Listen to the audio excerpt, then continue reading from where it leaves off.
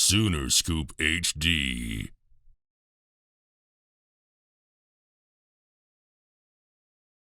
All right. Good evening. Good win for us. Got the 2-0. Faced some good adversity tonight. Really proud of our team, our coaches, our players.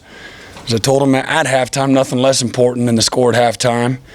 And really prepared for exactly what happened.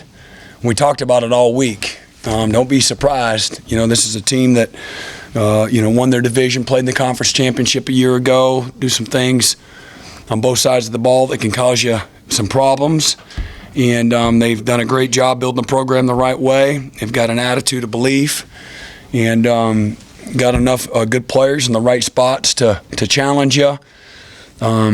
First half, I don't think we tackled very well at all. I think that goes without saying. Really sloppy, lost leverage on the ball entirely too much. And but still responded. I think the game was like that a lot, where we had some things that didn't go our way on many occasions, but we buckled down and responded within drives to either execute and put the ball in the end zone, or on defense found a way to get off the field and get a stop when we needed to. Got a lot to learn and grow from through this game.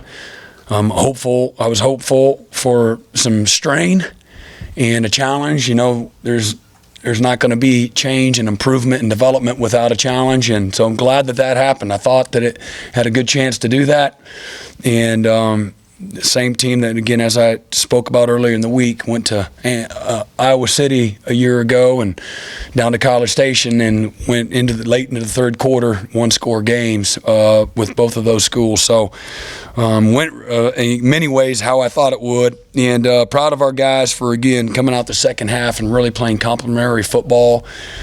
Still, again, there's, especially on defense, a lot of things that we need to do better. From an adjustment and from fundamental standpoint. But at the end of the day, that's the fewest points that we've allowed against an FBS opponent since 2017.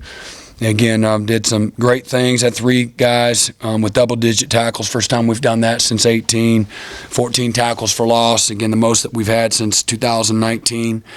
Danny Stutzman and Billy Bowman also had, again, career-high games in regards to tackles. Billy Bowman's forced fumble was a huge play. Offense did a great job going right down the field to begin the second half, and then we come back on defense and force the fumble.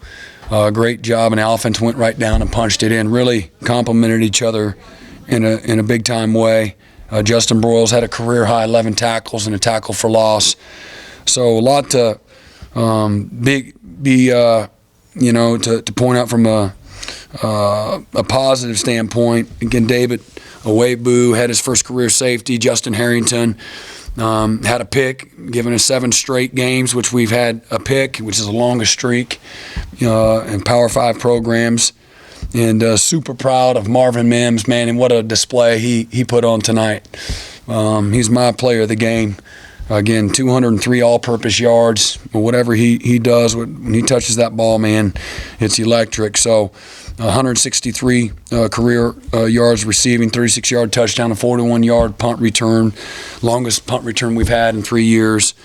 And again, since the start of the 99 season, our program's had the best winning percentage in all of college football Power 5 teams, 132 wins, 11 losses. So I don't take that for granted. The Walk of Champions was, again, wonderful. Again, didn't think it could get any better, and it was. And then I thought our fans were just outstanding.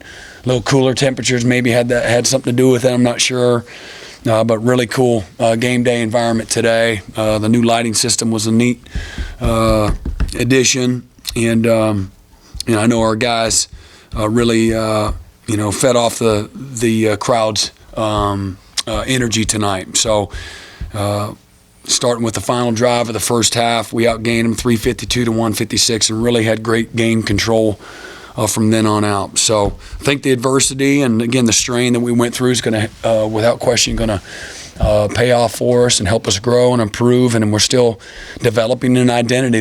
We're one step closer. Having played 2 games now, we're another game into it, developing that identity. And I loved the lack of a sense of panic or frustration that we showed in the locker room. It was all business. And again, I just thought we had tremendous poise throughout the course of the game. So proud of our players and coaches. How much did the last drive, when you scored right before the half, how much did that fuel what you guys did in the second half? Well, obviously it gave us a shot in the arm.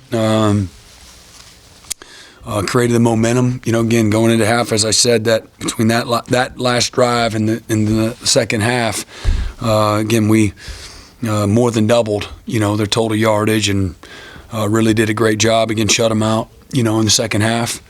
And it's not an easy thing to do. I gave up three points last week in the second half and shut them out this week. So, again, our guys, again, we've done plenty of things to let them move the ball and possess the ball, which you don't like. But, again, our guys have had tremendous resolve and toughness when it counted the most. So, Brent, how big was it to taste adversity, not only for the players, but also your coaching staff, just those working together and tasting it this week when you're going into a hostile environment next week? No, it's important, Winning is very, very difficult. And, being a great example for our players, showing poise as a staff and, and again, challenging the guys to have a maturity about them. Again, we've said for a long time now, the commitment, the buy-in, and the leadership on this team is really strong, and I think it showed tonight. And again, the calmness, the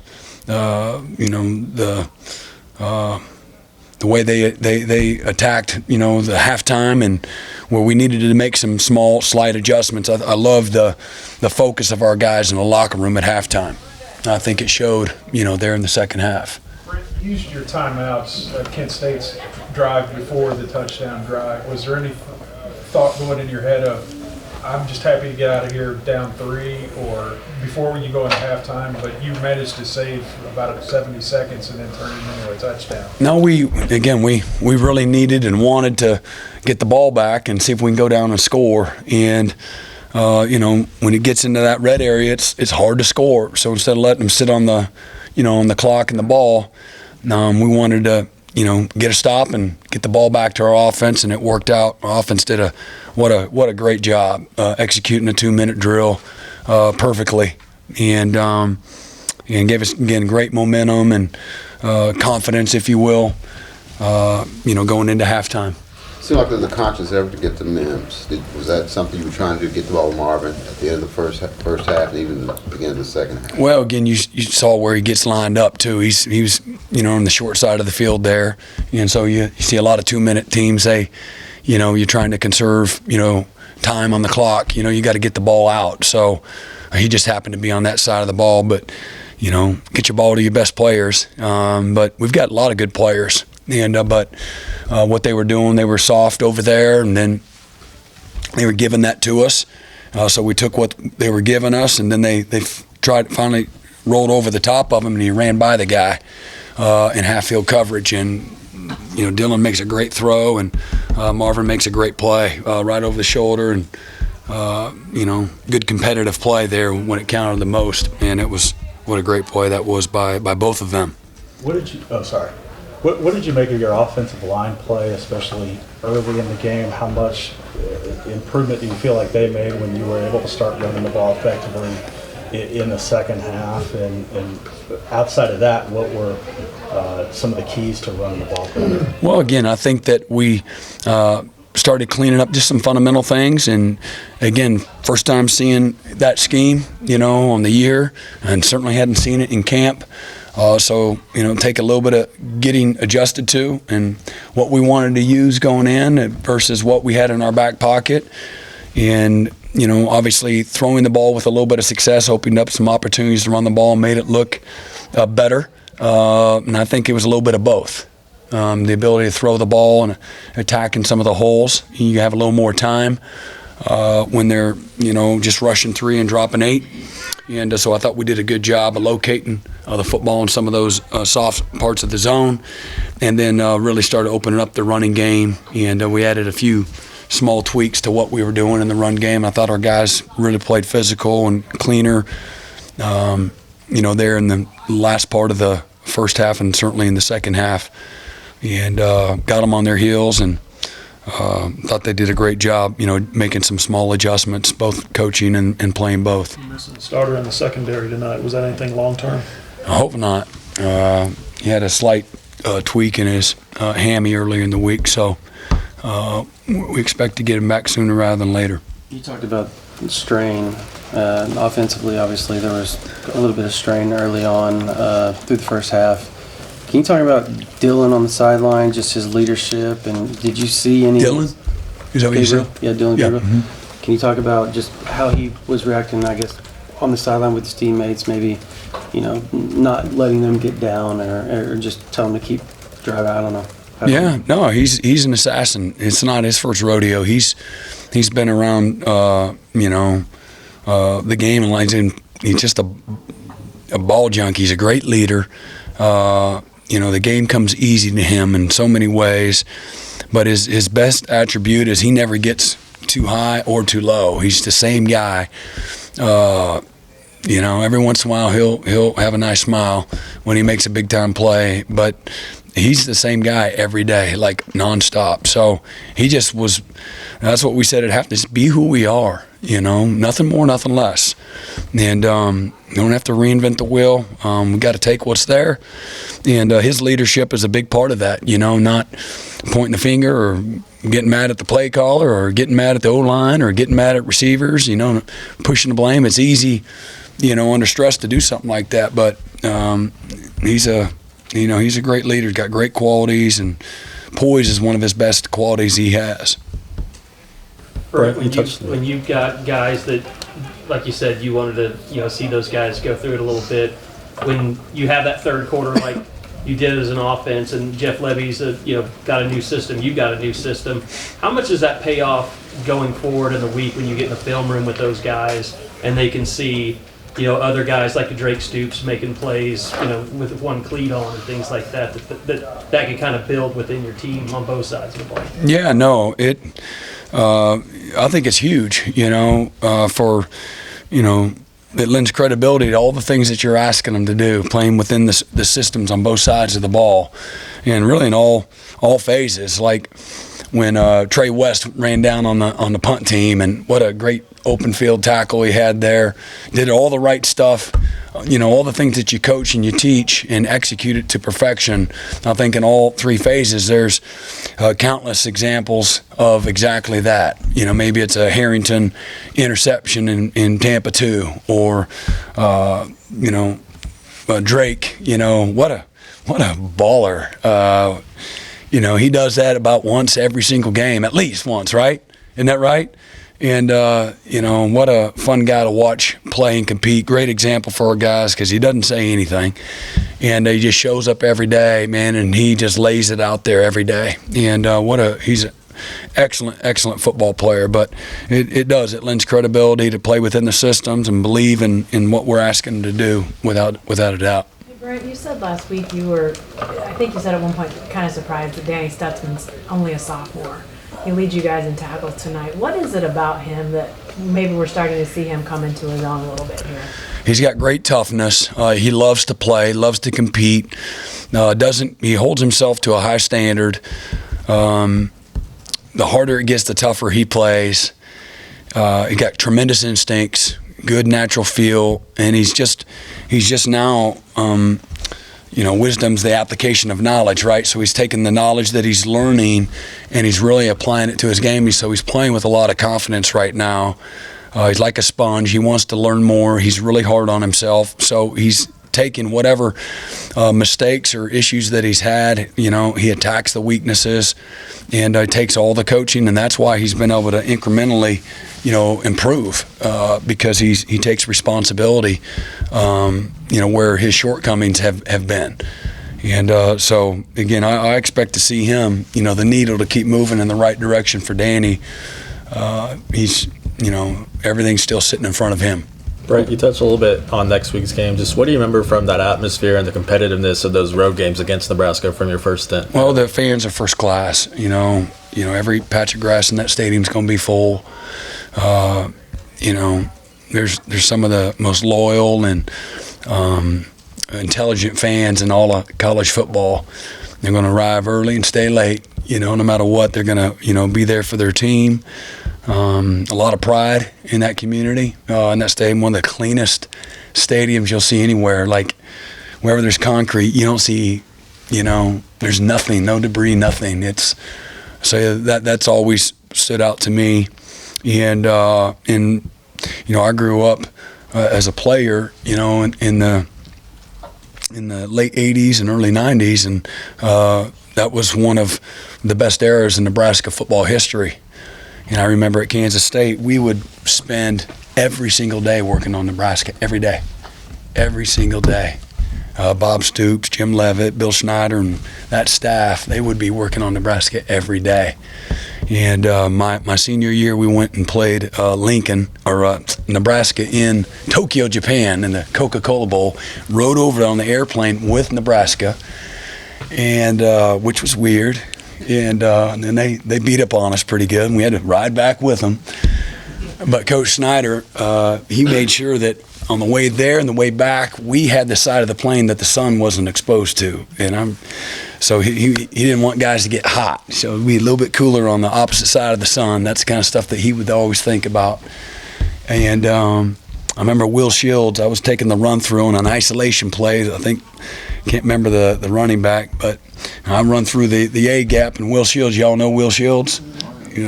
Yeah, like he was an all-pro, like 50 years. And but he hits me, and I was probably 210 pounds, a big, thick 210, and he hits me, and I just helicopter.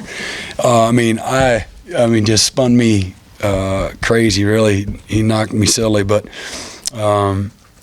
really in Nebraska, I grew up on Nebraska football. When I say Nebraska, like that was, along with Oklahoma and a few others, those were the programs that were always on TV. Those are the programs that everybody strived to be like. And so it's going to be really exciting and a great challenge for us to go to Lincoln, go on the road in a tough environment. I'm really excited to see what our team's all about. So it'll be a great opportunity for us to continue to grow and develop, as a team. Can you talk about Reggie Grimes? He's just back-to-back games. Yeah, he had another 2.5 tackles for loss, another sack and a half, has 5 tackles for loss in the season and 4 sacks. So he's off to a great start. And I love to see all the preparation pay off. And, that's what we preach, nonstop, that, that's how you separate through that preparation. And, it's about the work. A lot of people want something for nothing. And what a great example, all that hard work, that has paid off, for Reggie. Really proud of him. And he's becoming a great leader as well. And, as I told him and, many other guys, great things, good things don't happen for those that wait, man. No, they happen to people that work. Great things happen to people that do the work, not people that are waiting for something good to happen. And a lot of guys, they stand back, they want success to just to happen for them. But he's been one of many that have put in the work. And that's what you're seeing, him playing with great confidence and assuredness through all the work that he's put in, in the out of season and in fall camp. He had a great fall camp. Any update on Wanya Morris for this week? We feel like this might be the week that he comes back, so we're hopeful that'll happen. Brent, you ran the ball. Last one. You ran the ball so much better in the second half. Did you guys make adjustments, or was it just want to? I think there were some different ways we were blocking some stuff up, and then having some success finding the ball and some of the holes in the zone opened some of those opportunities up in the run game as well. And I thought 2, 24, and 0 all got in there, and Tawi as well. Played physical and hit some of those runs more downhill, and did a great job of in the RPO game as well. Opened up some opportunities, a little bit of success that we had both throwing and running. Really took some stress off of us, but I'm really excited because our guys through. I said the strain of the chase, the strain of the doing, the strain of the work, the competing, they're starting to really love that more than the end result itself. And I think that's sign of maturation, having, again, like, love the doing, like, love the process. And we have to embrace the chase more than, the catch itself. And that's, to me, the small signs that I'm seeing with this team. It gives me a lot of hope of, continued improvement as the season goes along. The success is a byproduct of just loving what you're doing. Keep your head down and just go to work. And there's, as we begin a new week and a new opponent and new DNA, that'll be the challenge again. Nothing more common than, talented teams that, that don't play together. And so that's going to be a real, test for, this team. The greatest threat to success is like boredom. Guys getting bored with the doing. And, the common things, the little things, and so that's going to be the challenge. Our guys don't get, you got to respect this game, and all that takes to be successful.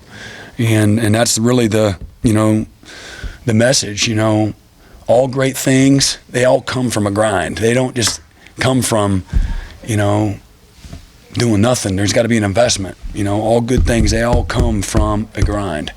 And so that's the grind of the season. And really, I'm proud of our guys for putting in the work. And hopefully we'll continue to do that. That the identity of this team is going to be determined, through, the work that they continue to put in or not. So anxious to see that, but proud of our guys.